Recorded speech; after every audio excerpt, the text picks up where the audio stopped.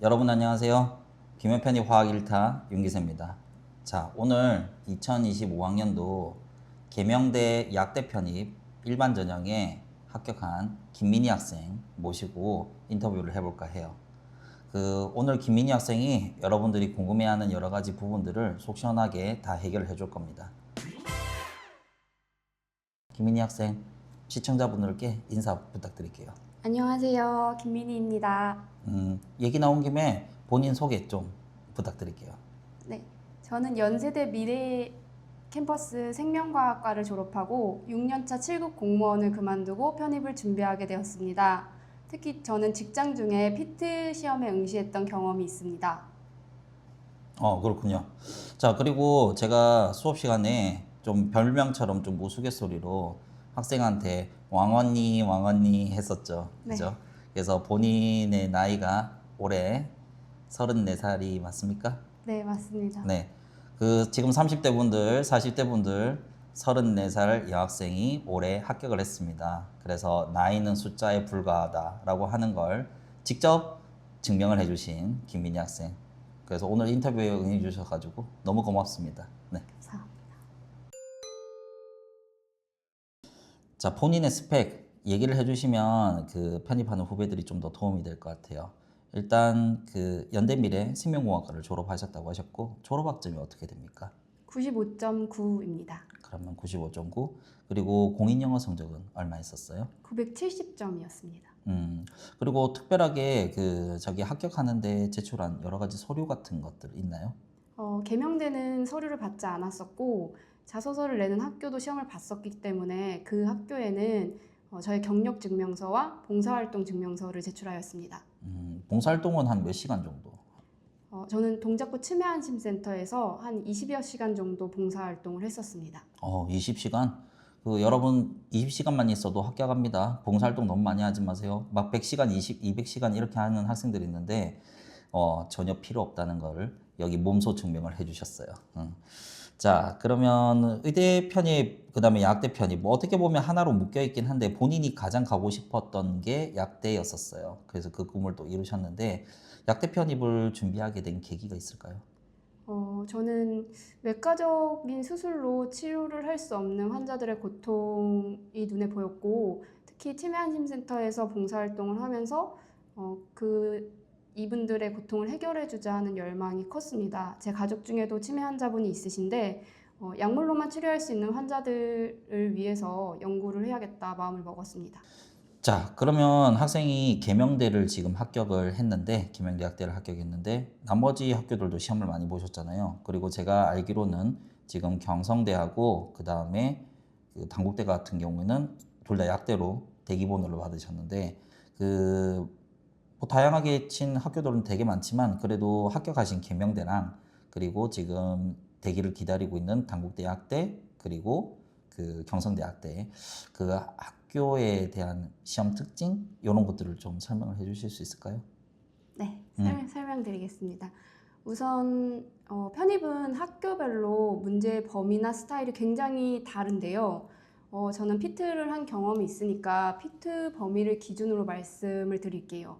단국대는 제가 느끼기에 피트 수준인데 조금 심화된 느낌이다 라는 느낌이 강했고 화학 같은 경우 피트식의 이런 그래프 추론 문제는 그렇게 많이 나오진 않습니다. 그러니까 화학은 상대적으로 쉬운 수준으로 문제가 출제되는데 생물 같은 경우에는 요소 회로 등의 이렇게 회로 부분에서 심화된 문제가 나올 수 있어요.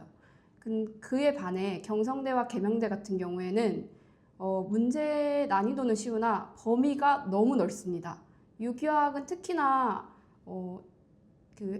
PT에서는 다루지 않는 뒷부분, 유기2 내용을 알고 있어야 되고 분석화학, 무기화학 등의 내용들도 나올 수 있기 때문에 아주 넓게 대비를 해야 합니다. 그렇군요. 자, 일단은 자세한 설명 일단 감사드립니다.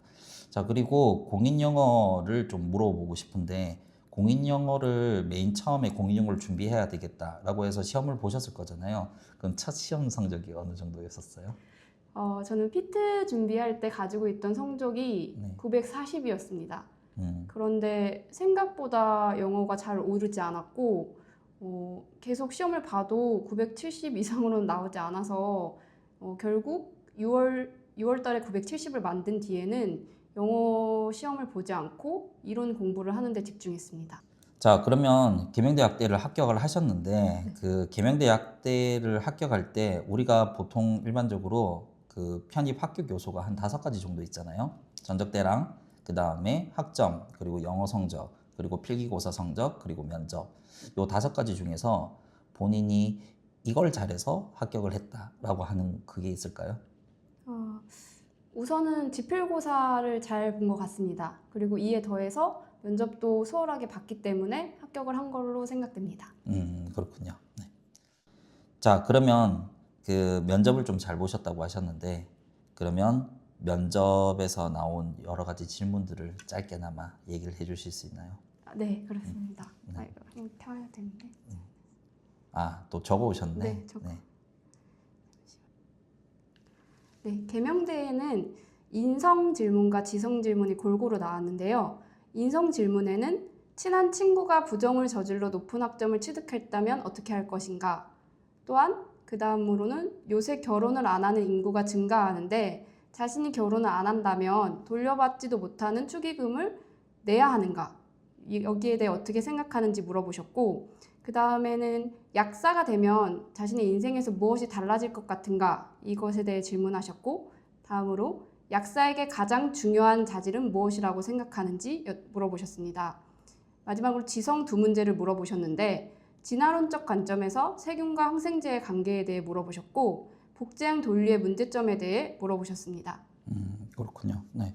근데 제가 금방 얘기 듣기로는 와, 그거는 좀 센세이션한데요. 결혼식 축의금 얘기는 네, 맞습니다. 그걸 그 대학교 편입 면접 문제로 물어본다고? 이건 어떻게 보면 그 자, 말을 너무 길게 하지는 않겠습니다. 자, 그렇게 해서 일단은 너무너무 의외다라고 그렇게 볼 수 있겠네요. 자, 그럼 필탁고사는 어떻게 준비를 하셨어요? 그래서 구체적인 공부 방법을 그 후배들한테 얘기를 좀 해주세요. 저는 우선 23년도 11월에 직장을 그만둔 뒤에 6월까지는 토익 점수를 만드는 데 집중을 했습니다.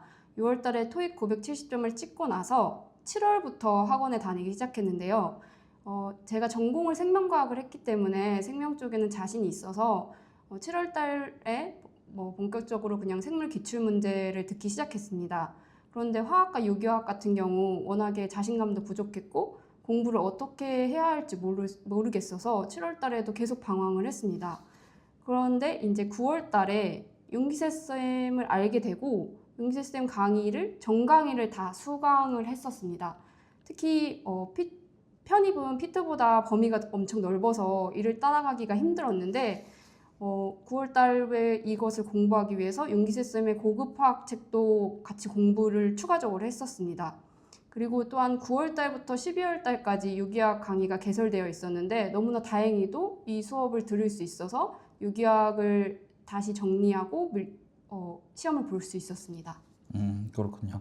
자, 일단은 뭐 이제 어떻게 보면 피트를 하다가 그렇게 해서 들어오셔가지고 급하게 막 여러 가지 부분들을 따라온다고 그렇게 해서 좀 약간 많이 힘들었을 건데 그래도 성공리에 다 마무리하셔가지고 다행이에요. 자, 그러면 그 화학하고 생물하고 그리고 유기하고 공부 3개를 하셨는데 그 공부에 대한 비중이 어떻게 될까요? 생물 같은 경우는 수업만 듣고 복습을 거의 못했습니다. 그리고 화학 같은 경우는 기출문제 커리를 타는 시기였기 때문에 기출문제 수업을 들으면서 부족한 부분은 이론책을 보면서 계속 복습을 해왔고 제일 집중한 것은 사실 유기였습니다. 유기화학은 너무 잘 모르겠는 부분이 많아서 수업을 빠지지 않은 것은 물론이고 집에서도 반응 메커니즘을 계속 보면서 익숙해지기 위해서 노력을 많이 했습니다. 그래서 비율로 들자면 생물은 2 정도 공부를 하고 화학 4 정도, 유기화학 6 정도 공부를 했던 것 같습니다. 그렇군요. 자, 그래서 지금 김민희 학생은 제가 수업할 때도 많이 봤지만 항상 맨 앞에 앉아가지고 정말 열심히 했었던 학생입니다. 그래서 정말 진짜 유기를 정말 너무너무 열심히 해서 진짜 유기를 잘하기도 했고요. 진짜 잘했어. 맞아요. 자, 그러면 합격의 결정적인 역할을 한 게 결국은 학생이 얘기했던 것처럼 필답고사라든지 면접 뭐 이런 부분들이 있을 수 있는데, 그러면 필답고사를 준비를 하기 위해서 이렇게 공부를 하셨잖아요. 그러면 제 커리큘럼 중에서 가장 인상 깊었던 커리큘럼이 있을까요? 역시나 저는 유기화학이 생각이 많이 납니다. 제가 9월부터 이론을 들었음에도 불구하고 윤기 선생님이 유기화학은 9월부터 12월 커리큘럼으로 강좌가 구성이 되어 있기 때문에 제가 유기화학을 잘 따라가서 들을 수 있었습니다.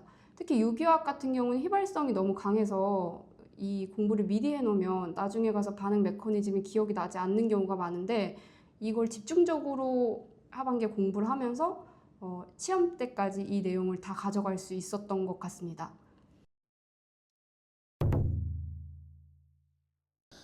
자, 그러면 그 MD나 피트 강의를 들으셨어요. 그죠? 네. 그러면 우리 김현 편입에서 이제 화학 강의 들은 거랑 편입 화학 강의랑 그다음에 피트 강의랑 차이점이 있을까요? 차이점이 뭘까요? 우선 편입과 피트는 문제 스타일이 많이 다르기 때문에 그 문제 스타일에 맞는 강의가 필요하다고 생각이 됩니다.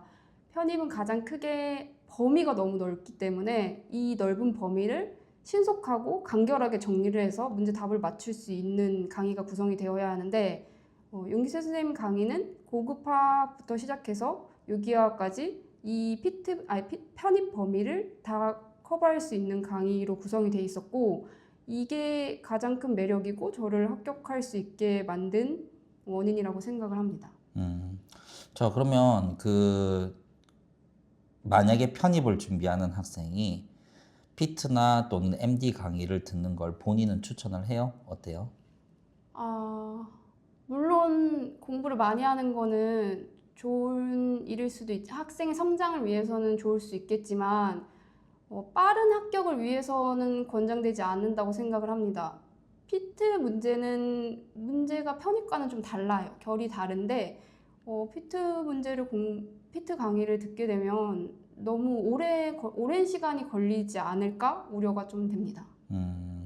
그래요. 저도 이거 학생도 잘 알다시피 제가 뭐 피트나 미트에서 선생을 했었는데, 일단은 피트나 미트는 우리 편입하고 문제 스타일 자체가 좀 다르고, 그리고 편입이 훨씬 더 범위가 넓기 때문에 추가적으로 공부를 해야 되는 게 많아요. 그래서 본인도 추가적으로 공부하는데 고생을 좀 많이 하셨죠. 네, 맞습니다. 특히나 제가 7월 달에 고급화학 강의를 수강을 못했는데, 그 관련된 내용이 이제 기출문제에 나온다는 거를 9월 달에 알게 되고, 이 많은 커리큘럼을 따라가는 속에서 고급화학 강의를 책으로도 공부하는 게 너무 버거웠습니다. 제가 미리 알았다면 7월 달에 고급화학 강의를 수강해서 이 커리를 잘 따라갈 수 있지 않았을까 이런 생각이 들고, 꼭이 분석화학과 무기화학을 넘나드는 이 범위를 다 커버하기 위해서는 고급화학 강의 같은 종류의 강의를 들으셔야 한다고 생각합니다. 그렇군요. 자, 그러면 후배들에게 추천하는 선생님, 화학 선생님, 유기 선생님, 뭐 생물 선생님 있을까요? 저는 단연 윤기세 선생님을 추천할 수밖에 없습니다. 왜냐하면 제가 너무 많은 도움을 받았고, 특히 윤기세 선생님은 자료를 정말 많이 주시는데요. 이 자료 중에 그 분석화학과 무기화학 관련된 자료가 하나 있었는데, 요걸 제가 경성대나 계명대 시험 전에 보고 들어갔었는데, 제가 몰랐던 문제를 2문제나 적중을 해서 저는 화학 20문제 중에 2문제를 적중했다는 거는 제 합격이나 순 대기 번호에 엄청 영향을 미쳤을 거라고 생각을 합니다. 많은 범위를 커버해 주시는 교수님을 만나야 시험장에서 내가 배우지 않았는데 하는 문제가 없을 거라고 생각이 듭니다. 꼭 조금 더 넓게 조금 더 공부를 많이 하시는 것을 추천드립니다. 나 근데 나 더 많이 적중했는데? 나 복원했어요. 조교들 보내가지고 복원했는데 너 훨씬 더 많이 적중했던데? A꼬랑 2문제가 뭐야? 기억나는 게 2문제 아니야? 그 전까지 가르쳐 주셨던 거는 많이 그냥 있었고, 제가 시험 직전까지도 몰랐던 문제를 그 시험 전날 봤던 자료에서 두 문제가 또 적중을 했습니다. 그렇구나. 그래서 아주 의외의 부분, 뭐 분석이라든지 이런 네, 부분 맞습니다. 얘기가. 네. 그렇군요. 네, 그렇답니다. 자, 그리고 그러면 화학하고 유기는 뭐 저를 얘기를 해주셨고, 그리고 생물 선생님은 그래서 제가 들었던 서동진 쌤을 추천드립니다. 기출 문제보다는 모의고사 문제를 많이 풀었었는데 그 문제를 풀면서 이렇게 사고를 확장했던 것이 제가 계명대 문제를 푸는데 많은 도움이 됐던 것 같습니다. 그렇군요. 자, 그리고 학생은 그 인강 들어보셨어요? 그러니까 수업하는 인강? 인강을 인강 아니고 네, 좀 더 온형강? 네, 맞습니다. 그럼 인강이랑 비교가 안 되는데. 자, 그러면 뭐 인강이랑 형강이랑 비교하는 거는 그냥 패스하고 형강만 들으셨는데 현장에서 스터디를 하셨어요? 안 왔습니다. 그러면 일단 스터디도 패스. 자, 그러면 스터디 자료는 당연히 받으셨는데 네, 맞습니다. 이 스터디 자료가 학습하는데 도움이 많이 되셨나요? 제가 스터디 자료까지 볼 시간이 없었습니다. 그랬어요? 죄송합니다. 네. 근데 뭐 스터디 자료에서 좀 약간 보다가 뭐 몇 문제 얻어 걸렸다고 금방 얘기하시지 않았나요? 거기에 스터디 자료도 있고 족보 자료도 있으신데 네. 족보 자료에서 얻어 걸렸습니다. 그렇군요. 네. 어쨌든 뭐 합격하는데 도움이 되었으면 다행이에요. 감사합니다. 자, 그럼 마지막으로 우리 지금 의대 편입을 또는 약대 편입을 준비하는 학생들, 그리고 특히나 뭐 본인은 이제 약대 편입 하셨으니까 그래서 약대 편입을 준비하는 이제 편입 후배들한테 한마디 해주시죠. 공부라는 게 계속 하다 보니까 저는 또 오랜 시간 공부를 하다 보니까 이 학문이 딱딱 갈라지는 게 아니라는 거를 이제 깨닫고 있습니다. 특히 제가 계명대 시험 문제를 볼 때 TCA 회로의 비가역적인 단계, TCA 회로에서의 비가역적인 단계를 추론해서 문제를 풀어야 되는 부분이 있었는데 유기화학을 배우면서 제가 가스가 생기는 반응의 평형이 한쪽으로 치우쳐져서 수동률을 높인다는 것을 배웠었고 이 지식을 활용해서 생화학 문제를 마친 적이 있습니다. 학문을 경계로 구분짓지 마시고 어차피 약사가 되고 의사가 되고 치과 의사가 되시는 분들이시라면 학문의 경계를 잘 넘나들면서 그런 학문적인 발전을 이룰 수 있도록 노력하시면 좋으실 것 같고, 또 하나는 제가 직장을 다니다가 포기를 하고 이 시험에 응시하게 됐기 때문에 만약에 그런 생각을 하고 계신 분들이거나 내가 나이가 조금 많은데 라고 주저하시는 분들이 있으시다면 이게 불가능한 게 아니니까 도전해보시기 바랍니다. 포기하지 마세요. 감사합니다. 자, 좋은 말씀 감사드립니다. 자, 그러면 오늘 김민희 학생 모시고 인터뷰했어요. 계명대 약대에 합격한 김민희 학생, 오늘 수고 너무 많으셨고, 그렇게 하고 추가적으로 지금 영상을 보고 계신 분들이 좀 궁금한 여러 가지 부분들이 있을 겁니다. 그러면 영상 밑에 보시면 카카오톡 채널 주소를 제가 남겨놓을 테니까 그래서 제 채널을 통해 가지고 저한테 질문하시고, 그리고 김민희 학생한테 추가적으로 좀 더 질문이 있다라고 하시는 분들도 똑같이 채널에 여러 가지 Q&A를 남겨주시면 제가 김민희 학생한테 전달해서 답변을 얻어서 여러분들한테 답변을 해드리도록 하겠습니다. 자, 오늘 이제 너무 수고 많으셨고요. 그리고 우리가 다음에 또 이렇게 또 만났을 때 또 웃는 모습으로 그렇게 해서 배웠으면 좋겠습니다. 자, 오늘 영상 여기까지 하겠습니다. 감사합니다. 감사합니다.